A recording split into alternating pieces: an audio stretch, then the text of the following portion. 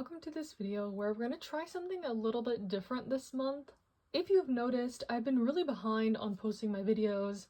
The main issue is not having enough time to edit, so for August, I'm going to try to do a month in review. So this is going to be my haul and my media log combined. My hauls have been super short lately anyway, so I'll divide this into chapters, haul, and then my media log split into chapters like manga, anime, books, whatever I feel like reviewing. We're just gonna mash it all up if that's okay. And if you absolutely despise this, let me know. But it's about mid-August and I'll show all the manga I've gotten so far this month. I've already opened it all because honestly, I didn't think I would even do any videos this month. So yeah, like I said, just life's been crazy. So we're gonna do what we can. And for the manga releases, I got volume 14 of A Condition Called Love, recently caught up with this one, and really excited to get the next volume. Call It Decides to Die, volume 4. I've only read the first omnibus of this, so I have quite a bit to catch up on, but I did like the first volume so much that I pre-ordered a lot more after that. The Fragrant Flower Blooms with Dignity, volume 8. I love this series. I keep up with this on the K-manga app, so this will be a reread physically when I get to that. But super happy that they're being quite quick with this release, and I know the anime is coming out this season, not weekly on Netflix. I think it's gonna come out later, like after the season has already aired in Japan. I'm not sure what's going on with that, but excited to watch the anime when it becomes accessible. And then I got volume 14 of Spy Family and volume 6 of the light novel for the Apothecary Diary. So super excited to get into this one. My review of volume 5 should be in last month's media log. So yeah, keeping up with this one for sure. And then I did take a quick trip to Mexico to see a concert, and I picked up a couple series in Spanish. First, I got the first volume of How I Attended an All Guys Mixer. I'm not sure if this one is published in English, but I know an anime came out for it, and it looked super funny. All I know about it is that these guys go on like a group date, but it turns out that these girls that they were supposed to be meeting like to cross-dress, so I don't know. I really like Cross by Love Otaku X Punk. So I'm curious to see how this is done in like another way, I guess.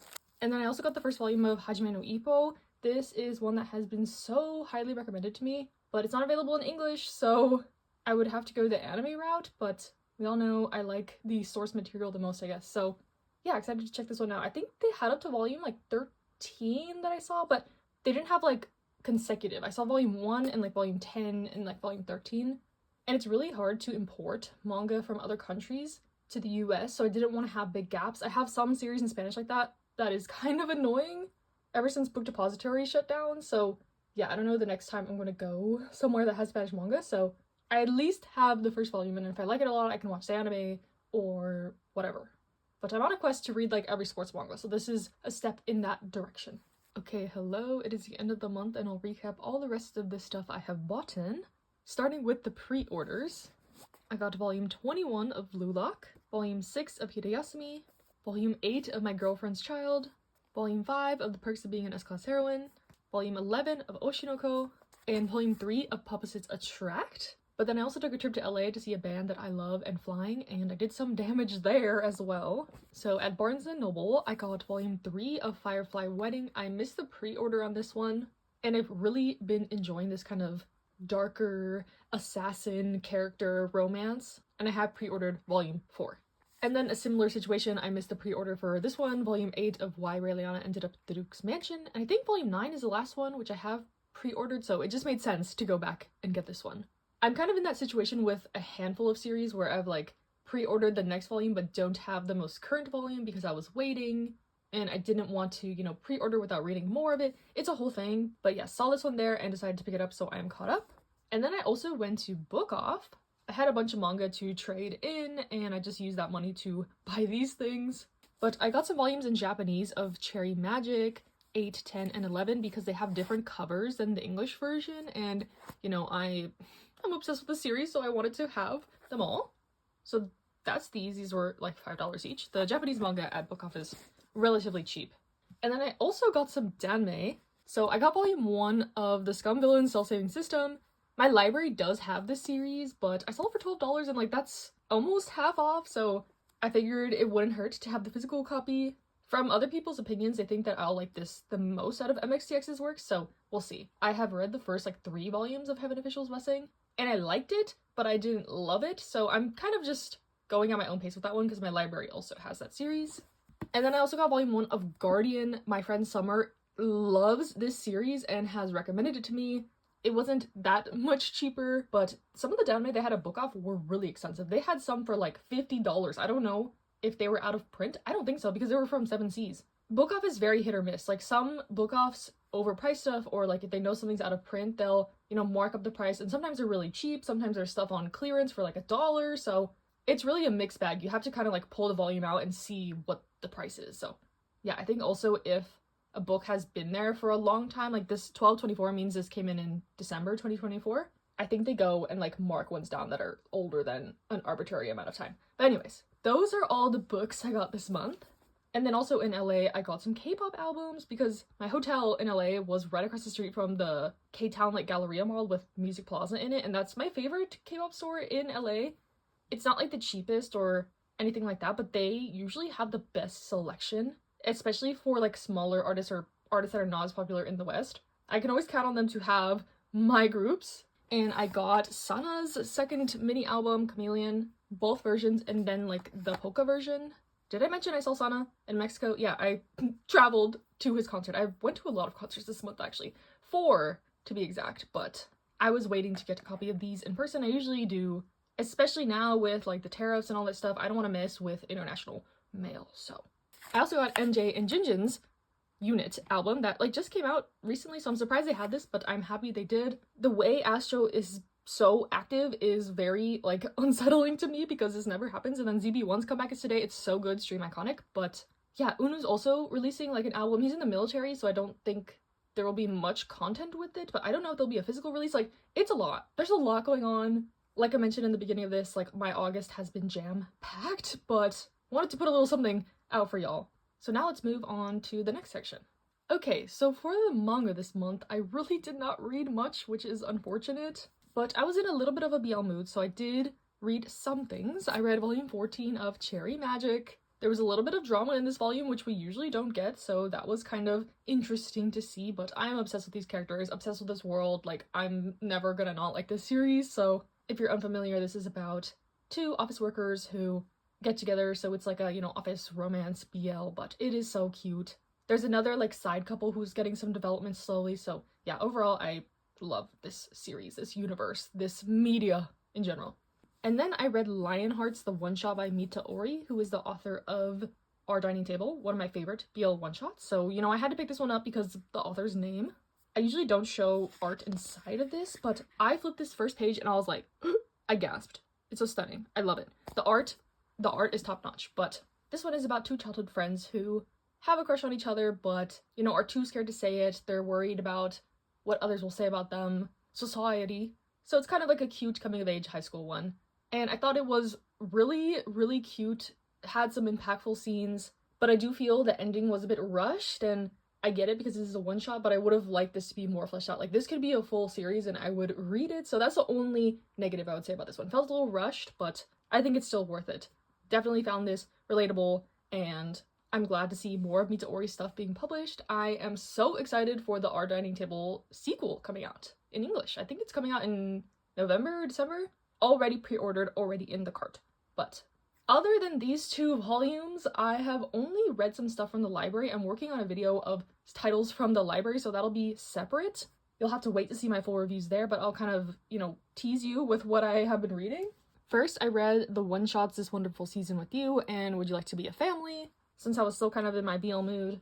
But then I also read the first 3 volumes of The Ice Guy and the Cool Girl, the first 4 volumes of the manhwa for Omniscient Reader's Viewpoint, volume 34 of Komi Can Communicate, and then the big one so far, I've only read the first 7 volumes, but I did start One Piece. My library has the first 30 volumes digitally, so like if they didn't have it physically, I've been, you know, supplementing with the digital. But yeah, like, this was kind of a spur in the moment decision, and you'll hear my thoughts. You'll hear my thoughts eventually. But yeah, I know a lot of people were very excited when I was posting about this on my Instagram. So yeah, that is all the manga I read this month, and we'll move on to the next segment.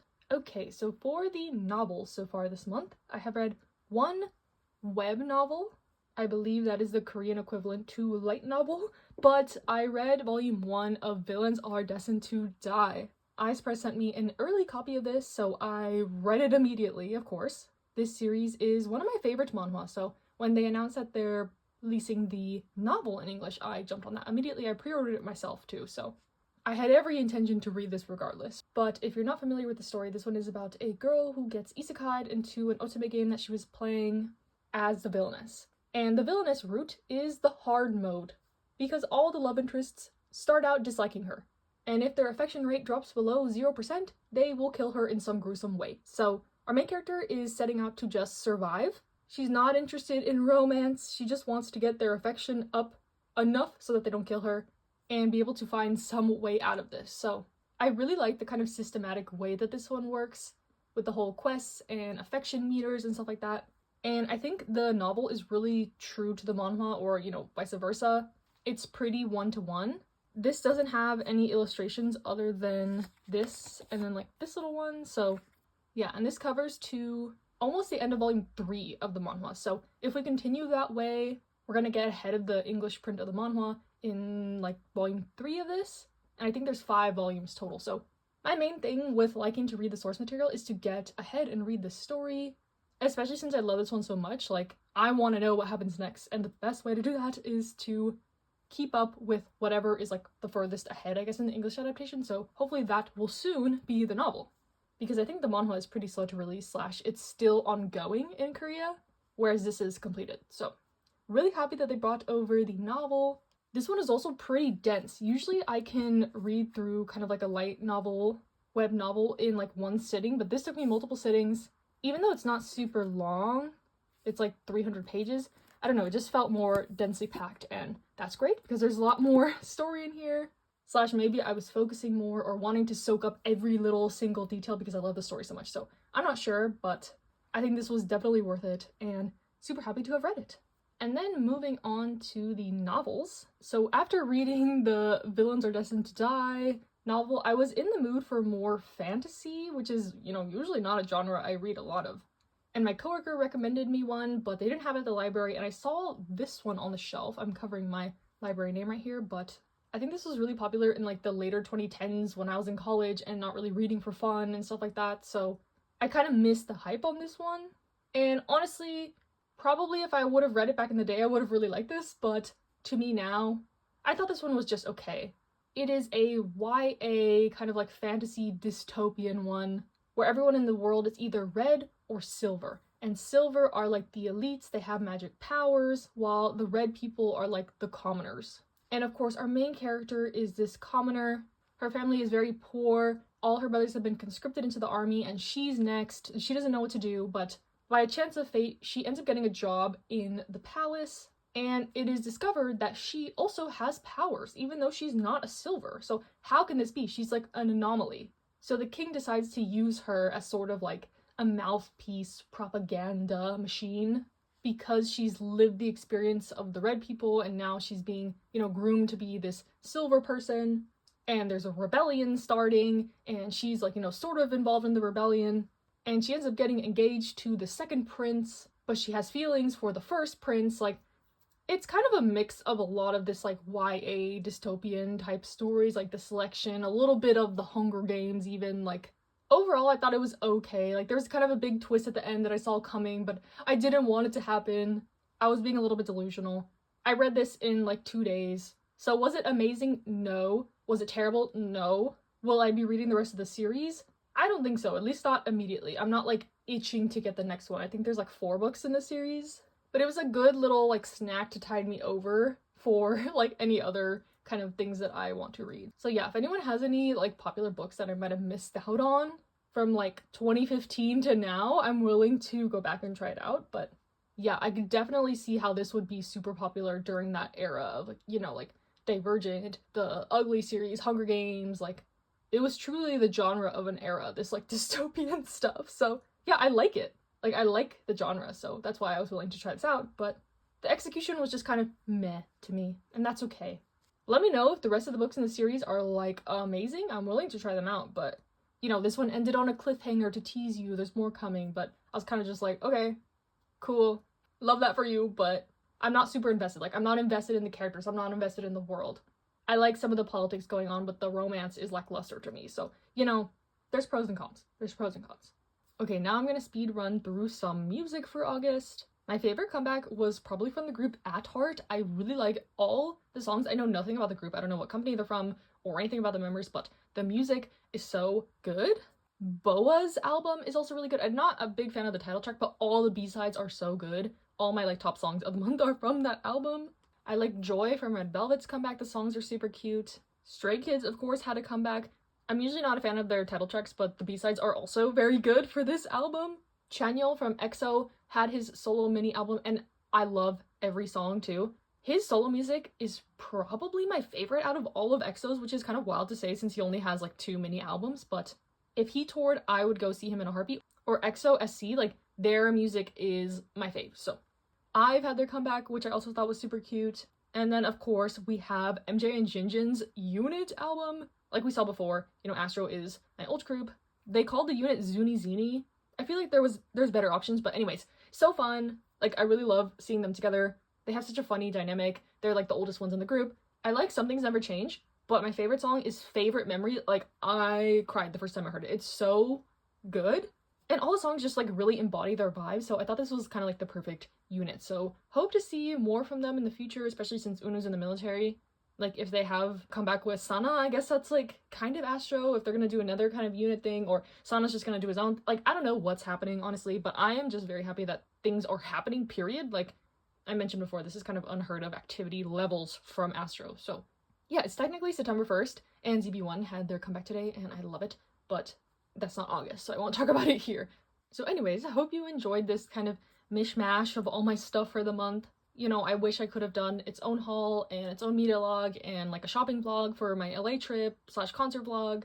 And Flying is my favorite band ever. I also saw The Rose, I saw ZB1 at KCON, like I saw Sana in Mexico. Like I did so much this month that I wish I, you know, could better document and share, but I'm also moving. Yeah, it's a lot, and then I'm going to Japan and Korea next month.